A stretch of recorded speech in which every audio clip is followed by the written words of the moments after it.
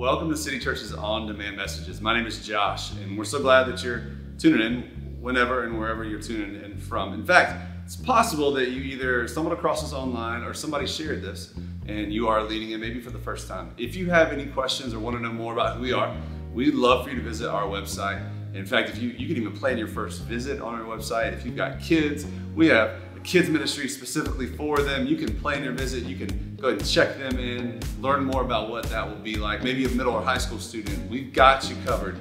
And so if you have any questions or anything that we can do for you, please just check out our website. Today's message is going to be very special, and we're thankful that you're tuning in. It'll be anywhere from 25 to 30 minutes. And so if we can do anything for you, please let us know. But enjoy today's message. All right, so let's jump into our second week of this series. And let's pray that my voice holds out today. So let's just have a moment of transparency. If you have a phone, go ahead and grab it real fast. Some of you already have your phone in your hands because you're just ready to take notes and you're eager. Some of you got a notification and you're distracted. That's okay. Take your phone out, put it in your hands, and just in a moment of just full transparency, would anybody say, and you don't have to raise your hand if you don't want to, you can just give me a death stare, but that you are just maybe even slightly addicted to this? All right, some honest people. Okay, yeah. Thank you. This is not going to be like the old school church service. It was like, we got a bonfire in back and we're going to burn our phones after this. Okay, it's just it's an honest question. If you would say I'm even slightly addicted to this, it's interesting how we can become or the relationships that we can build with inanimate objects. You know? It just is. Like, we are connected to this thing, and it's interesting sometimes the relationship that we build with this. And so this isn't a message on our phone, so you can put it away. Thank you for doing that. But this is a message, and this is a series about money. And the reason why is because we can develop some pretty unhealthy relationships with money. And Jesus talks about it a ton, over 2,000 times. In fact, if you break that out over the span of the entire Bible, 1 out of every 15 verses talks about money. And the reason is because we can develop some pretty unhealthy relationships with money. If you're here and it's your first time, we started this series last week, and we're in just a few weeks talking about finances. And not because the church needs your money. And honestly, we don't want something from you. This is actually, we believe God wants something for you, and so do we. And if we could just sit down at a table and maybe talk, person to person, one-on-one, every single one of us have been at a point where money became more than just a tool, and it became a master. It became a source of fear. It became a source of jealousy. It became a source of comparison. And that is not what God created our relationship with money to be like. And so Jesus takes time after time to talk about it. And so for us, we don't always spend a lot of time teaching about it, but we said, hey, for the next few weeks, let's just talk about this, especially as we gear up to go into the busiest season and the season of most comparison, when we feel like we have to get everything for everyone, and we feel this pressure when Christmas rolls around to go into debt and to do things that we wish we wouldn't have done, and then January hits, and like, why did I do that? I mean, like all these things. And really, God has money in our lives as a tool, not as an idol and not as a God. And we've got to talk about it. And so this morning, what we're going to do is, instead of defining the relationship between you and your phone, we just want to spend some time maybe defining the relationship between you and money. Let's have a good old-fashioned DTR. If you don't know what that is, I learned about this in college when I started hanging out with, who's now my wife. One of my buddies I was like, hey, we're going to go hang out and talk and just kind of see where we are. And he goes, yeah, you're going to have that DTR? And I was like, excuse me? I was like, TRL? Anybody? Come on, all right. It's Total Request Life. Anyways, so DTR, defining the relationship. We've got to define what the relationship is currently with us and money. Because if we can figure out that relationship, we can actually figure out our relationship with God. And maybe we can figure out that there may be a barrier in our relationship with God. Because here is the truth for every single one of us in this room, that your relationship with money is impacting your relationship with God. Every single one of us. Like some positively, some negatively. If you're a follower of Jesus, absolutely. If you're not a follower of Jesus, your relationship with money is still impacting your relationship with God. Every single one of us. Every single one of us. And so Jesus knew this. And so this is why he says in Matthew 6:24, we read this last week, that no one can serve two masters. For either he will hate one and love the other, or he will be devoted to one and despise the other. You cannot serve God and money. And so this series isn't about twisting your arm to give money to the church, but we want to teach the way that Jesus taught. And so for the next few weeks, we're just going through some teachings that Jesus taught specifically around how we handle what God places in our hands. Last week we said, when you trust God first, the provision will be enough. When you trust God first, the provision, which is provision means what I need, not what I want, what I need will be enough. Today, the question we want to ask is, okay, if that's true, because that feels all warm and fuzzy, like, a cup of coffee and a warm, cozy blanket on a Saturday morning, like, that feels great, but what does it actually mean to trust God first with my finances? So, Matthew chapter 25, we're going to be there the entire morning. Matthew chapter 25, verse 14. You can turn there, it'll be on the screen. So this is a parable. So Jesus taught in parables when he was on earth. A parable was a story to teach us about who Jesus is, who God is, and what the kingdom of God looks like here on earth and in heaven. And so Jesus would do this. So as we read this, the question we always have to ask is, what does this teach me about God? And so Jesus is teaching this parable, Matthew 25, verse 14. It says, "For it will be like a man going on a journey, who called his servants and entrusted to them his property. To one he gave 5 talents, to another 2, to another 1, to each according to his ability. Then he went away." And so we have this talents. These talents actually represent bags of silver. Okay, so this is an actual portion of money that this master is going to go away. And what does it say? That he entrusts to him his property. His property. So it wasn't that it was their property. It said, the master said, hey, I'm going to entrust to you, I'm going to put in your hands my property. You see, but when we start defining the relationship between money and ourselves, the first thing that we have to understand is that we are not the great owner. God is the great owner of everything. And so when he says this, he's, okay, what does this already teach us about God? Well, the master goes away and he teaches and he gives them, entrusts to them his property. This impacts the way that I relate to money. So he goes to these 3 guys and he says, hey, here's 5 bags of silver, here's 2 bags of silver, and here's 1 bag of silver. So we see this right away that Jesus is trying to teach us that everything that God gives to us is actually not ours, and it never was ours. Now, all throughout this narrative, all throughout this story, all throughout these words, there are scriptures upon scriptures that enforce this, that remind us of this. This is the most important piece of this. Here's just 2, Psalm 24, verses 1 and 2. The earth is the Lord's and the fullness thereof, the world and those who dwell therein. For he has founded it upon the seas and established it upon the rivers. So the earth is the Lord. So everything, the fullness of everything that you see, everything that you can place your hands on, everything that you can place your eyes on, your ears on, if you are able to do any of that, everything that you can grasp is God's. It's God's. He created it. He's the great owner of it. James chapter 1 says this, "Do not be deceived, my beloved brothers. Every good gift and every perfect gift is from above, coming down from the Father of lights, with whom there is no variation or shadow due to change." Everything that we have is ours. Now, the lie is that we've earned it. And so because I've earned it, it's mine. And the danger is that we forget that what we earned didn't start with us. Like, we didn't earn something that we created. Like, it was something that was placed in our hands, and it was actually, for many of us, it was placed in somebody else's hands before that, and before that, and before that, and so it had to start somewhere. And God is literally, every bit of finances, everything that we can place our hands on, everything that we can hold on to is actually God's. And so God can be fully trusted with what is already fully his. And so he can be trusted with all of this. So much of our anxiety with finances and our stress and our fears come from us not fully trusting God and not fully understanding that this wasn't mine in the first place.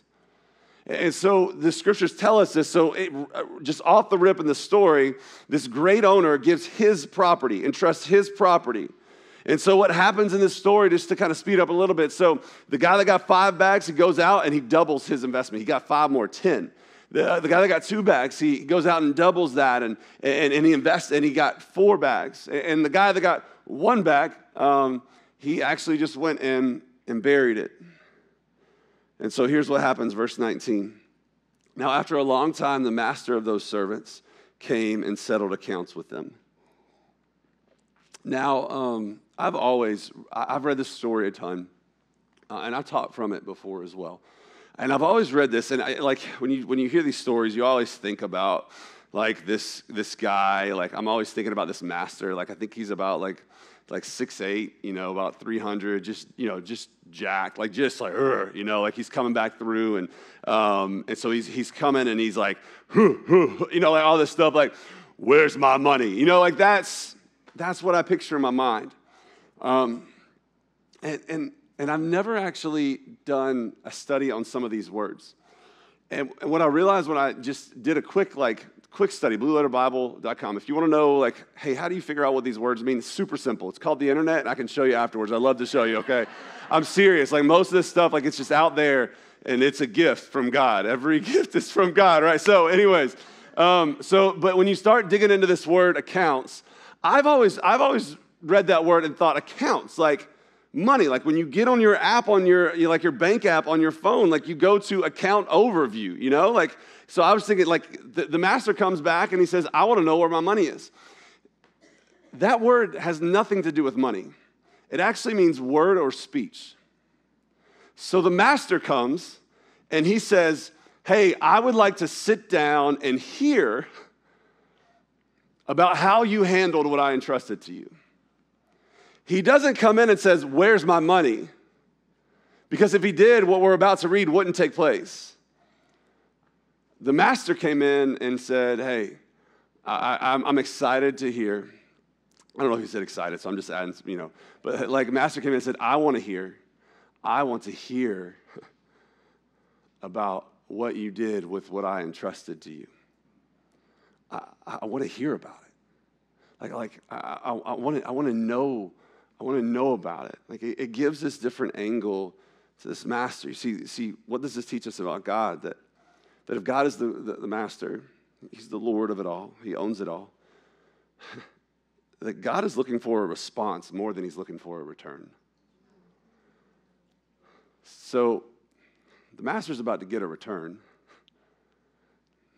but when he says he wants to settle, he's saying, I want to settle accounts. I want to hear what you have done. You see, this wasn't a wealth building exercise for the master. It was a training exercise. You see, what God wants to do is God doesn't want to use us to build great wealth for him. He owns it all already. He wants to train us to be good managers. Because our default is to take money and to trust that money can fix our problems, and then to try to manipulate and train God to like the way that we're using our money to fix our problems. And so we say, I'm going to trust in money, and I'm going to try to train God to like that. Because I need money to solve my problems, and then I need God to fix this as well. But the reverse is actually true. That God is the one to be trusted, and I am the one to be trained. That when it comes to what God has placed in my hands, specifically finances, that God is the one to be trusted and I am the one to be trained. It is discipleship, which means learning to grow in our relationship with God and become more like him. It is discipleship. It is growing in our faith when we understand that what is mine is actually not mine, and there's a great owner that has entrusted it to me. And then what I do with that matters. There's a training process that's happening within this story. God's framework for us is to trust and be trained. What do I do with what's been given to me? Trust and be trained. So what do I do with that? My paycheck that I get, twice a month. Trust and be trained. What do I do with my car that I have right now? Trust and be trained. It's fun. Come do it with me. What do I do? What do I do with my family and how I provide for them? What do I do? Trust and be trained. Okay, so like, what do I do with that raise that I get? Like, it's just, I'm really excited about it. Trust and be trained. What do I do when I get the bill, the medical bill, and there's not enough money in the bank? Trust and be trained. All of life, with everything that is in our hands, is not about the amount that we get the return on. It's everything. It leads to us trusting God and being trained to honor him with everything that we have. I mean, maybe a good question is, are we being trained? If we could get very specific. If God's whole goal is to train my heart and my hands to become a better manager of what is his, if I was hiring someone to manage my money, would I hire me? If you were hiring someone to manage your money, would you hire you? Some giggles, okay. So if that hits home, then we've got some work to do. And because God is the great owner of everything, he's also the great owner of us, which means he cares. He cares.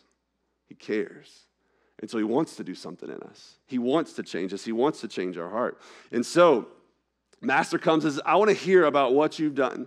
And so he who had received 5 talents came forward, bringing the 5 talents more, saying, Master, you delivered to me 5 talents. Here I have made 5 talents more. His master said to him, and man, how amazing it would be if this is teaching us about God, that God would say this to us.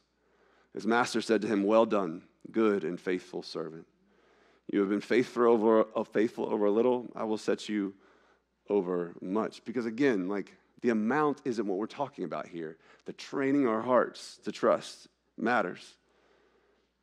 And he also went to the one with 2 talents, came forward and saying, his master said to him, well done, good and faithful servant. You have been faithful over a little. I will set you over much. Enter into the joy of your master. He also, who had received the 1 talent, came forward, saying, Master, I knew you'd be a hard man, reaping where you did not sow, gathering where you scattered no seed. So I was afraid. And I went and hid your talent in the ground. Here, have what is yours. And he gave him back that 1 talent. So the difference is we see these 2 take what the master entrusted to him and do something with it. And we see this third, and this third person is not driven by joy or excitement or gratitude. He's driven by fear. He's afraid. So can I ask this question? When it comes to finances, is your relationship with money based on fear or trust? Is it based on fear that we're never going to have enough? We felt that. I understand that. Or is it based on trust, that we can trust God with it? This guy, it was based in fear. And so, and the scary thing is this, that we said in the beginning that your relationship with money is affecting your relationship with God. His relationship with money and what he believed about money was reflecting his relationship with the master, because he saw the master as someone who was to be feared, not trusted, not one who loves, but it's harsh and to be feared. And so because of that, it determined and it defined what he did with his money. So what does your relationship with money communicate to you about what you believe about God? Right now, with what we are doing with our finances, what God has entrusted to us, what is it saying about what we believe about God? Is it based in trust, or is it based in fear? And this is just where it gets real. And I think many of us would probably not like to read this part, but we have to. His master answered him, verse 26, you wicked and slothful servant. It just literally means you lazy and evil person. You knew that I reap where I have not sown and gather where I scatter no seed. So if you knew this about me, you ought to have invested my money with the bankers, and at my coming, I should have received what was mine with my own with interest. Then he says this, so take the talent from him and give it to him who has 10 talents. For to everyone who has, more will be given, and he will have abundance. But from the one who has not, even what he has will be taken away. And cast the worthless servant into the outer darkness. In that place, there will be weeping and gnashing of teeth. It just got real. The master wasn't messing around. And Jesus, as he's telling this story, this is to teach us about God. It's to place some severity to it, because the story could have just ended in verse 25 and been like, wonder what happened. No, we know what happened. And so the way that we can read this and see this is that because the servant disobeyed, then he got sent to hell. But what we see happen is that the master sees his actions, and he sees his response to what he entrusted to him. And he realizes that the servant was never a servant at all. Like he was never one that was a part of the master's business, a part of the master's kingdom. In a sense, the lazy man is not losing his servanthood because he never really had it. See, what the story teaches us about God is that we see this servant, and because he didn't respond on the way that the master wanted and desired and the way he knew to live, it wasn't that the master was punishing him because he didn't respond. The master's saying, hey, it's clear that, man, you weren't a servant in the first place. Like what you did with what was entrusted to you just shows that you weren't about following in the first place. What this tells us about God is that God isn't ready just to kick you and send you into hell, but what it does teach us about God is that there are things that are required of us. There are things that God asks us to do that are signs and that are indications of a heart that is truly following him. And for some of us, we say that we know Jesus, but our actions don't guide it and lean into it at all. And what this thing tells us is that, man, if we're not doing what God asks us to do, and this isn't saying that you don't love Jesus, you don't know Jesus, and you haven't been saved, but it may be possible that just like this servant was just putting on a front trying to be a servant but wasn't really doing what the master asked him to do, it may be possible that some of us aren't even really following Jesus. You see, what this story is all about, it's not to set and create fear in us. It's to teach us how much God cares about what we do with what he places in our hands. The severity of what happens and the sincerity of what happens is to teach us how much God cares about what he places in our hands. Because here's the thing, money doesn't care whose hands it's in. It doesn't. It doesn't. It's an inanimate object. But God does care whose hands that money is in. And when we think about mindsets, when it comes to generosity and managing, and the churchy word here is stewardship, right? Like to manage what God entrusted me, there's different mindsets we can have. There's a prosperity mindset that says, if I'm walking with God, I will have a lot of money. Well, that's not true. And what that does is that leads to greed. Some of you are like, hey, yeah, that ain't, like having that mindset, all that does is lead to greed because it reverses it. And it says, I want money, so I'm going to love God. Right? It's busted. There's also another kind of mindset. It's a poverty mindset, that if I'm walking with God, I shouldn't have anything. And what that does is that leads towards guilt. Like, the Bible doesn't say that money is the root of all evil. It says the love of money is the root of all evil. Money isn't the bad. Money can be a tool if we use it the right way, because the proper perspective that Jesus is trying to teach us through this parable is a provision mindset. Trust that God is the source and sees themselves as the manager. You see, because a dollar can do different things depending on whose hand it's in. A dollar can do different things depending on whose hand it's in. And the dollar will take on the character trait of the person whose hand it is in, which tells us in the long run, it's not about money, it's about the heart. Because whatever's in here is going to teach us what's going to happen with what is in our hands. So can I ask you a question? What are you doing with what God places in your hands? And what does it teach you about your heart? 15, 20 minutes ago, I asked this question, what does it look like to trust God first with my finances? So let's just do a little experiment real quick, okay? This is cake. And there are many ways that we can view what God has entrusted to us, but let's just, there kind of these two different possibilities. This cake represents everything that God entrusts to you, okay? So let's just say, like, in a month, everything financially that God entrusts you. So what you make, your salary, paycheck, whatever that is, okay? Everything. And so one approach to taking what God has entrusted to us is to say, God is the great owner. So even though this is in my hands, it's still his. It's a great cake, but it's still his. And so because I trust God, what I'm going to do first, because I trust God, is I'm going to take a portion of this.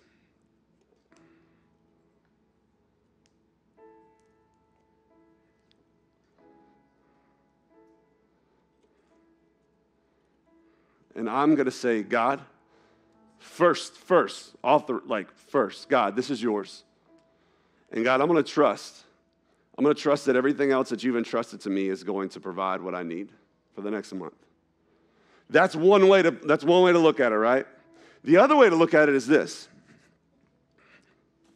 By the way, this is not like a gender reveal party either. Is to say, it is everything that God entrusts me, just in a month, whatever, in a month, everything that God entrusted me financially, right? Well, I got to do what's most important first. I got to pay for Netflix. Can't go without that. And then, there's my car payments. I'm just going to have to, yep. And then, I got to get some new clothes. And so here's this. Yep. You can get a spoon later and have fun with that. And then, there's my rent or my mortgage, right? So I got to get that. Got to pay that. And then there's my credit card debt, right? And so I've got to, yeah. And then there's, we got to eat out. We got to keep up with people, right? And so we got to eat out each week. And so, that's a big chunk of it, right? It's a big chunk of it. And then there's just the other things that, are unexpected that come up, right? Like, so we got to get that. And at the end of the month, God, check out what I got for you. Thanks for saving me. Here's a little tip. Buy yourself something nice, the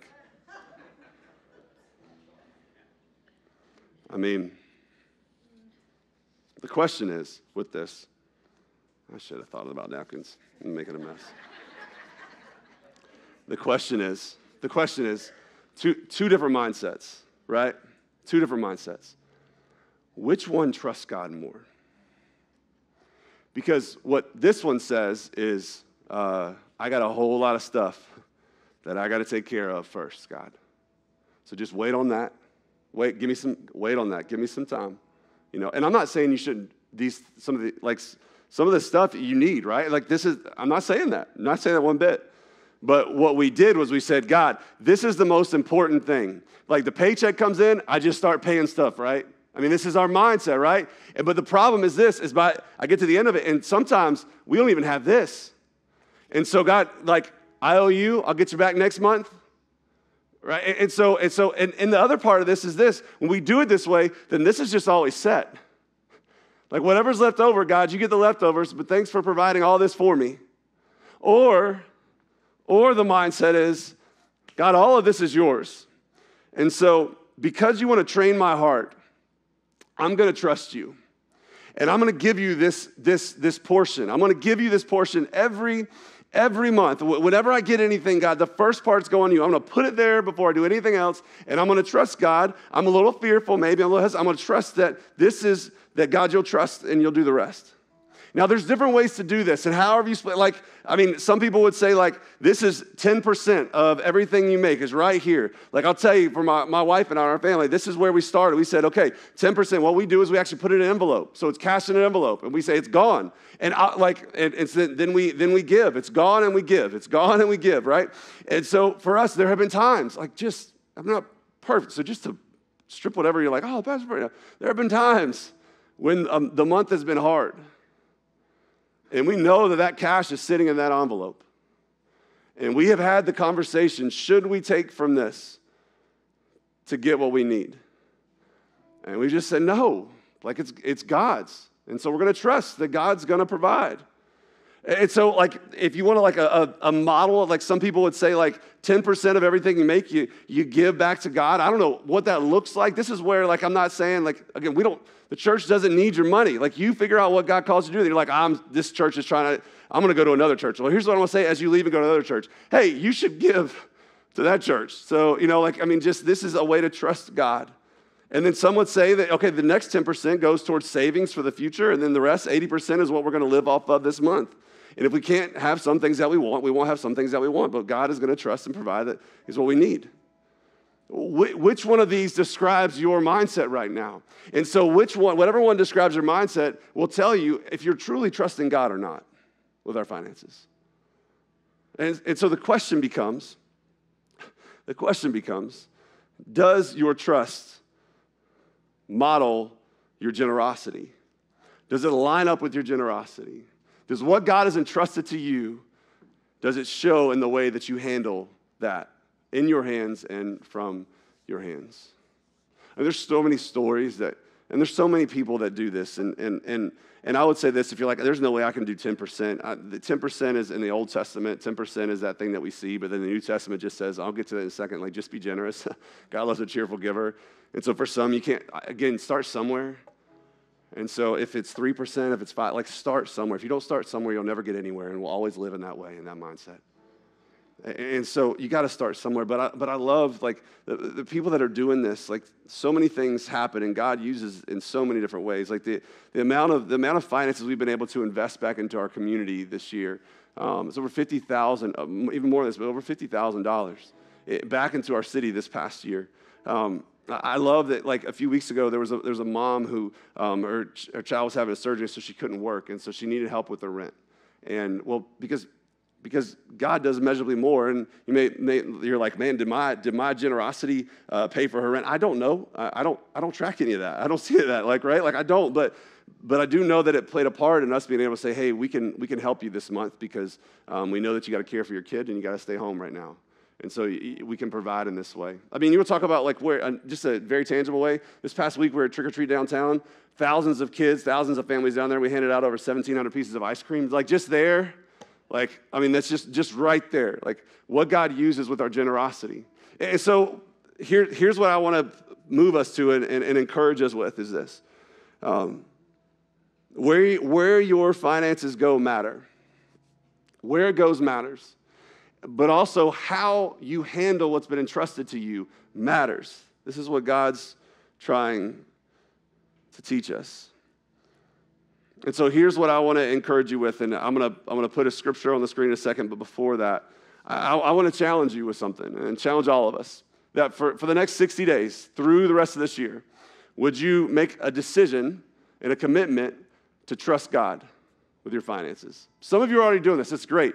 But would you make a decision, and whatever this looks like for you, God's going to help you. I know that. Would you make a decision to move from this kind of mindset to this kind of mindset of saying, God, what you entrust to me, I'm going to give back to you first? Would you make that decision? If you want to make that decision, just text trust to this number on the screen. Here's what this is going to do. We've created a website because we know that some of this stuff, when we talk about finances, some of us need help and we need counseling and we need to figure out why have we gotten to where we are. We're going to send you a website that actually has some resources on there for this, some devotionals and so many other things. And so if that's what you want to do, then take that challenge. Last thing is this, and I want to, you say, okay, what should I give? What does that look like for me? I love this passage, and Travis, we can just leave this, and I'll just read this. 2 Corinthians 9, verses 7 through 10 says this: each one must give as he has decided in his heart, not reluctantly or under compulsion. So this is Paul talking. He's saying, hey, what you decide to give is not what a pastor tells you to give or anything else. That you decide in your heart with God what it looks like to begin to be generous. Don't do it reluctantly and don't do it under compulsion because someone's telling you to, okay? God loves a cheerful giver. And God is able to make all grace abound to you so that having all sufficiency in all things at all times, you may abound in every good work. As it is written, he has distributed freely, he has given to the poor. His righteousness endures forever. He who supplies seed to the sower and bread for food will supply and multiply your seed for sowing and increase the harvest of your righteousness. So basically what he's saying is God is the one who supplies the seed, and he's going to do more with it if we trust him and plant it. And so just two quick questions. Does what you give cause and create a deeper trust in God? Does how you manage what God has entrusted to you, does it cause you to create a deeper trust in God? And if it doesn't, what is holding you back from trusting him? What's holding you back from trusting him to move from this mentality to something that looks more like this? You see, the work here doesn't start with our bank accounts. It starts with our hearts. And so what is happening in our heart that is keeping us from trusting God more?